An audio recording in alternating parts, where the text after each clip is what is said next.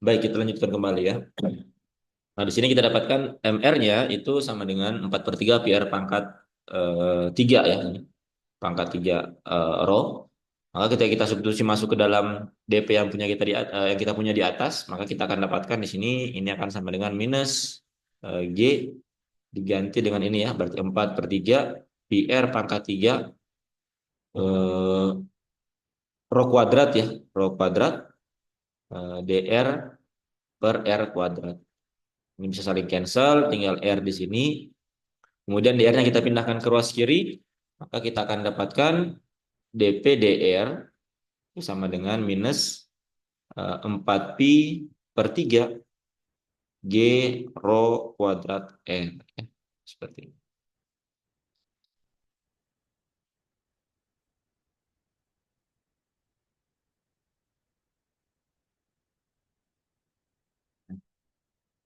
Nah, inilah persamaan yang disebut sebagai apa? Persamaan Newtonian untuk tekanan, persamaan eh, Newtonian ya, untuk tekanan di dalam bintang ya.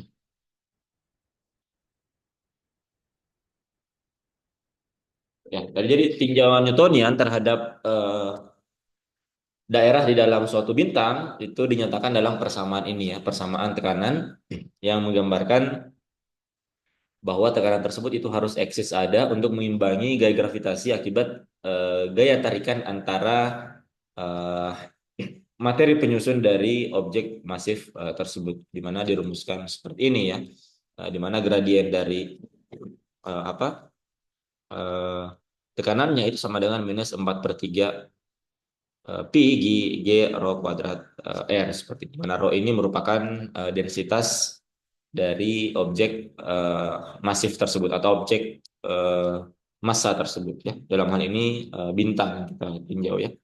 Nah, inilah tinjauan Newtonian terhadap bagaimana apa eh, tinjauan di dalam suatu suatu bintang. Sekarang kita akan melangkah bagaimana Einstein memandang di daerah di dalam suatu bintang ya. Jadi, jika tadi adalah tinjauan Newtonian, maka selanjutnya kita akan lihat bagaimana sudut pandang dari Einsteinian ya. Nah, tentunya solusi Schwarzschild yang kita punya sebelumnya itu tidak relevan lagi dengan kasus yang kita tinjau ini ya, karena solusi tersebut hanya berlaku di eksterior dari objek masif atau di daerah vakum ya. Jadi dia tidak mempertimbangkan seperti misalkan densitas massa dari objek sumber gravitasinya ya. Nah, sehingga tentunya kita harus merumuskan kembali solusi yang kita punya ya, yang sebelumnya kita punya solusi Schwarzschild untuk solusi eksterior, maka kita akan kembali mencoba merumuskan solusi untuk kasus interior dari suatu bintang. Maka kembali tentunya kita melakukan apa yang kita lakukan di awal-awal ketika mencari solusi Schwarzschild ya.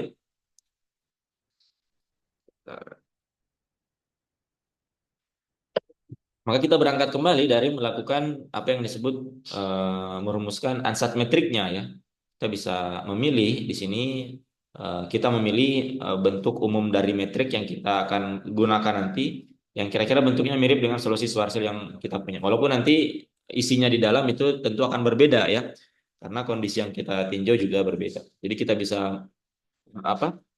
eh, Memiliki kembali atau memilih ansat metrik sebagai berikut. ds kuadrat itu sama dengan minus e berpangkat nu dt kuadrat ditambah dengan e berpangkat lambda dr kuadrat ditambah dengan r kuadrat d omega kuadrat seperti ini ya. Jadi kita kembali memilih bentuknya yang sebenarnya ini mirip ya dengan solusi ansat metrik pada solusi Schwarzschild yang kita lakukan dulu. Tapi tentunya nanti yang berbeda adalah fungsi nu dan lambdanya ya. Karena ini yang membedakan dengan ini yang akan kita cari nantinya. Nah, kenapa kita selalu memilih bentuk eksponensial? Karena itu merupakan fungsi yang paling mudah ketika kita lakukan operasi diferensial pada fungsi tersebut ya. Nah, kita ambil bentuk yang kira-kira mirip sehingga operasinya nanti itu bisa lebih lebih mudah. Nah, kalau kita ingat di Schwarzschild yang kita sudah tinjau sebelumnya, kita tinjau keadaan vakum ya, sehingga kita dapatkan bahwa eh, Ricci tensornya itu sama dengan nol.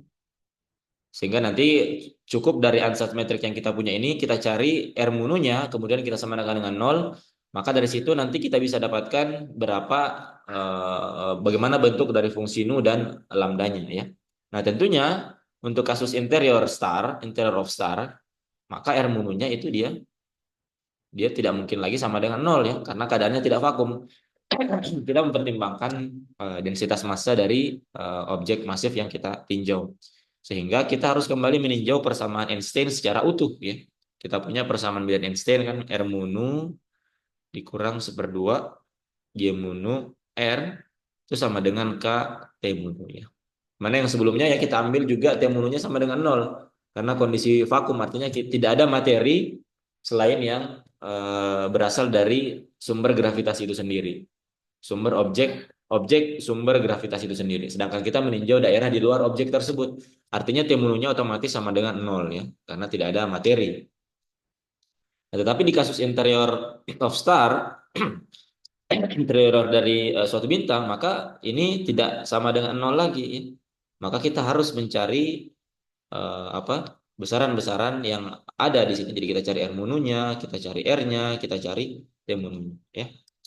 Atau ini biasa juga dituliskan sebagai G munu ya atau tensor Einstein ya. Jadi kita harus cari kalau yang sebelumnya di Schwarzschild kita cukup mencari R mununya ya karena dia sama dengan nol ya. Kemudian kita dapatkan nu dan lambdanya. Nah, di sini kita harus mencari masing-masing ya. Nah, caranya tentunya sama dengan yang kita lakukan di Schwarzschild ya. Tinggal kita cari berapa R mununya ya. Kemudian kita cari R-nya. Berdasarkan tentunya kita akan cari nanti simbol Christoffel-nya ya. Karena isi dari R munu dan R-nya itu berasal dari simbol Christoffel, di mana simbol Christoffel-nya itu kita dapatkan berdasarkan metrik yang kita punya. Nah, di sini kita sudah punya ansatz metrik yang kita pilih ya, bentuknya seperti ini. Nah, ini saya akan langsung saja berikan ya. Ini bisa kalian hitung sendiri ya. Caranya sama prosesnya ya. Jadi kalian cari R mununya, kalian cari R-nya, maka yang pertama kalian nanti akan dapatkan tensor Einstein-nya ya, G mununya ya. Nah, di sini saya akan berikan tensor Einstein tapi untuk yang campuran ya, artinya indeksnya indeks atas dan indeks bawah. Ini tinggal dikontraksikan saja nanti dengan G munu ya, dengan G00. Jadi dikontraksikan untuk mendapatkan G indeks bawah dan indeks atas seperti ini. Saya akan langsung berikan hasilnya. Ini bisa kalian turunkan sendiri ya dengan ansatz metrik yang sudah kita punya di atas. Kita akan dapatkan nanti untuk komponen G00-nya itu akan sama dengan minus E berpangkat minus lambda dibagi R kuadrat dikali dengan R lambda aksen dikurang 1 ditambah E pangkat lambda ya.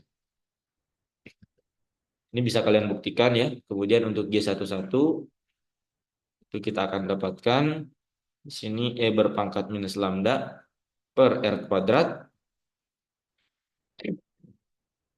dikali dengan 1 dikurang R nu aksen dikurang E lambda ya. Kemudian yang ketiga itu kita punya G22 mana G22-nya itu sama dengan G33-nya ya. Ini sama dengan E berpangkat minus lambda. Di sini nu double aksen per 2 ditambah nu aksen kuadrat per 4 dikurang nu aksen lambda aksen per 4 ditambah 1/2 R nu aksen dikurang lambda aksen. Nah, ini bisa kalian coba hitung sendiri ya. Jadi tinggal cari R mununya, kemudian cari R-nya ya. Dari R munu dikontraksikan nanti dapat R-nya, kemudian masukkan hasilnya ke dalam sini ya. Dapat nanti G mununya ya. Untuk mencari ini tinggal dikontraksikan G mununya ya terhadap metrik G munu nanti akan dapatkan 3 buah persamaan untuk T tensor Einstein ini ya. Untuk masing-masing per komponen ada G00, G11, G22 dan G33. Ya. Jadi kita sudah dapatkan untuk bagian ruas ruas kirinya ya.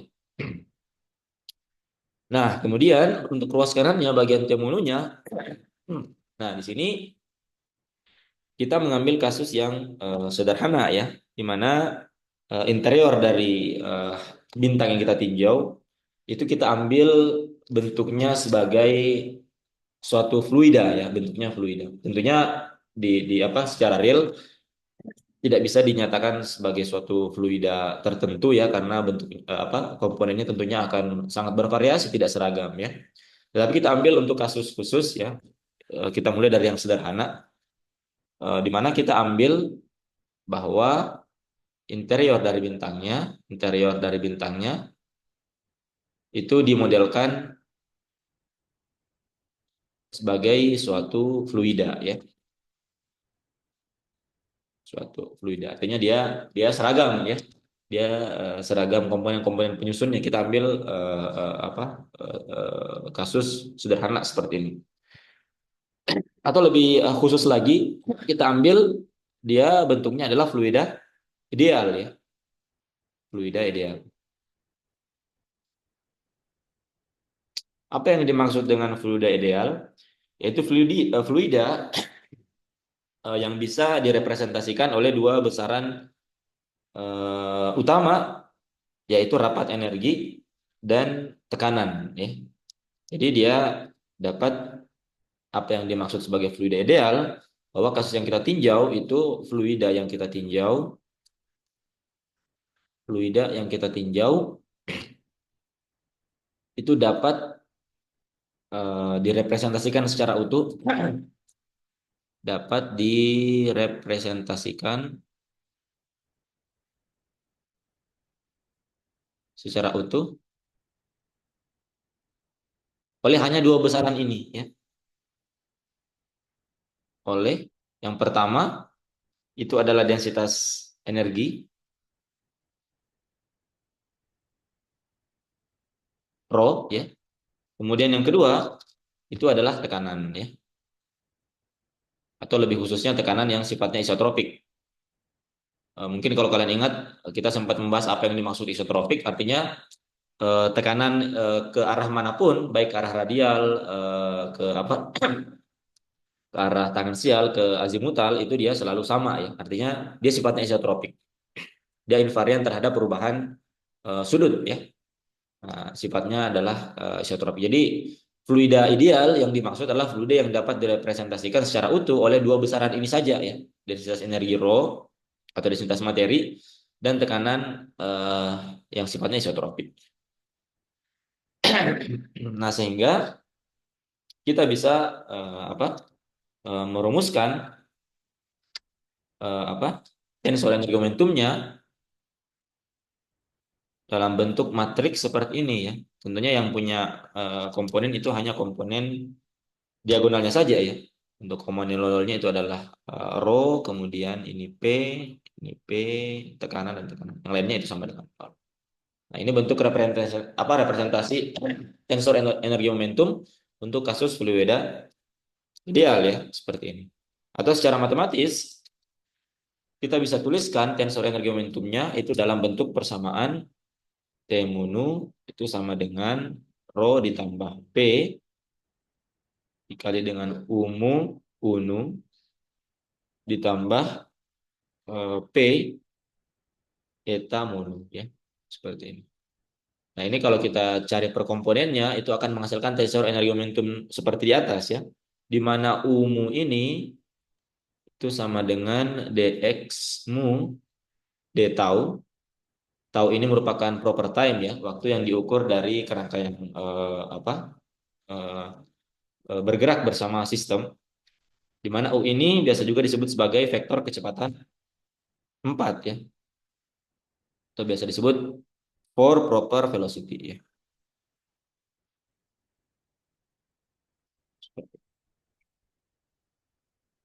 Jadi untuk kasus fluid ideal itu direpresentasikan oleh apa bentuk tensor energi momentum seperti ini, dinyatakan dalam matriks seperti ini. Di mana dapat dinyatakan dalam apa persamaan matematis seperti persamaan ini ya. Nah, di mana eh, tensor energi momentum ini itu memenuhi hukum konservasi ya, di mana temununya ini itu memenuhi hukum konservasi atau demu dari temunu itu sama dengan nol. Nah, di mana untuk kasus limit kecepatannya itu sangat jauh lebih kecil daripada cahaya, atau bisa kita tuliskan dalam limit, di mana dalam limit di mana V per C-nya itu sangat kecil ya,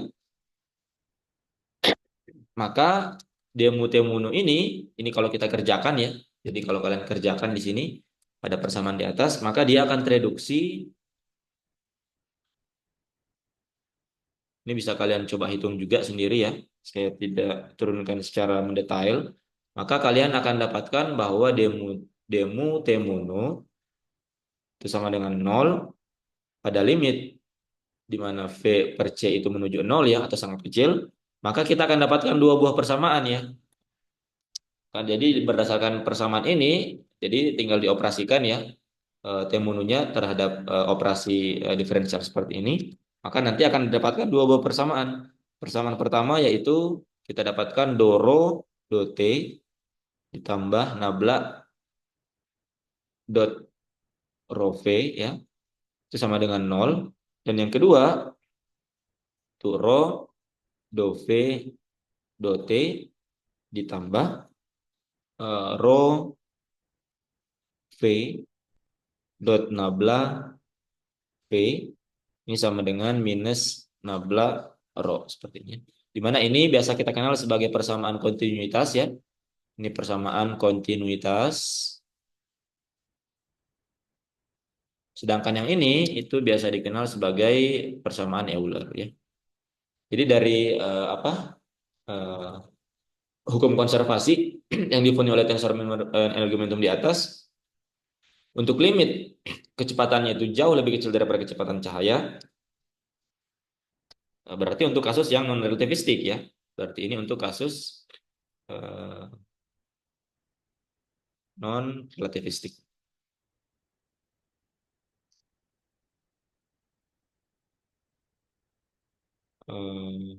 Fluida ideal ya.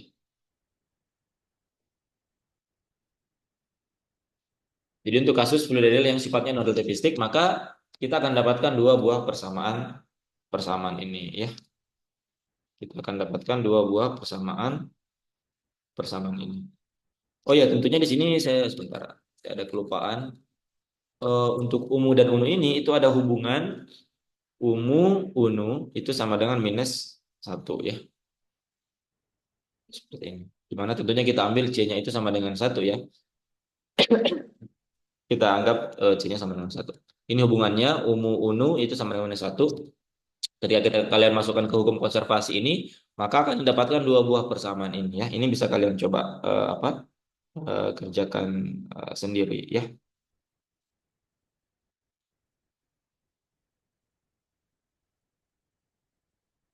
Nah, nantinya kita akan dapatkan bentuk tensor energi momentumnya ya. Jadi yang tadi kita sudah dapatkan bentuk dari apa? G00-nya seperti apa, G11 dan seterusnya. Ruas kiri dari persamaan Einstein. Selanjutnya kita tinjau, kita akan mencari untuk yang ruas kanannya, kita akan mencari tensor energi eh, momentumnya ya. Nah, dan di sini kita pilih untuk kasus fluida ideal untuk menyederhanakan perhitungan yang kita punya.